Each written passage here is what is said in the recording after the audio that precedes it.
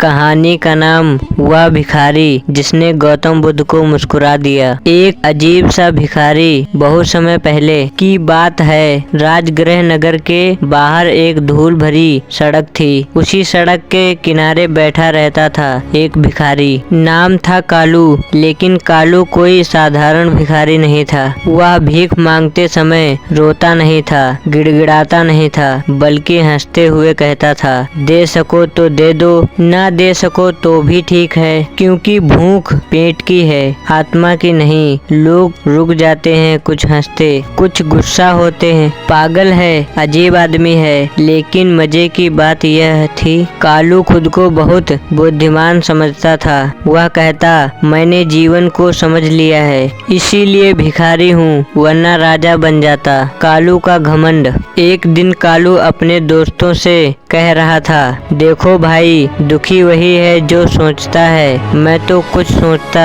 ही नहीं, इसीलिए मस्त हूँ। उसी समय वहाँ से एक साधु गुजरे। लोग फुसफुसाने लगे, गौतम बुद्ध हैं, स्वयं बुद्ध। कालू ने देखा पर कोई प्रभाव नहीं पड़ा। उसने कहा, अरे साधु ही है, मैं भी साधु हूँ, बस बिना कपड़ों के, नियमों के। उसने जोर से आवाज लगाई, हे बुद्ध, अगर सच में ज्ञानी हो तो बताओ, सबसे खुशी इंसान कौन है? भीड़ सन्न रह गई। बुद्ध का मुस्कुराना।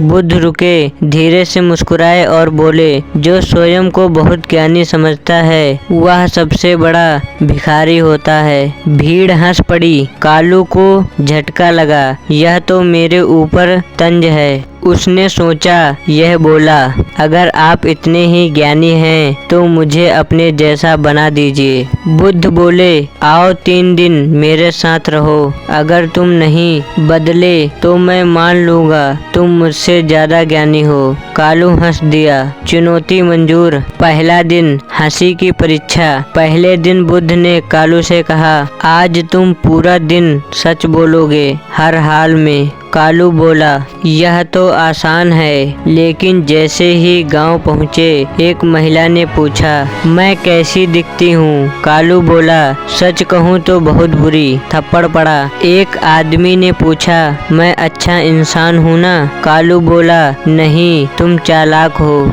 लोग नाराज। शाम तक कालू की हालत खराब। रात को बोला, बुद्ध, सच बोलना भी दुख देता है। बुद्ध बोले, सच बिना करुणा के हो तो वह भी हिंसा बन जाता है। कालू चुप।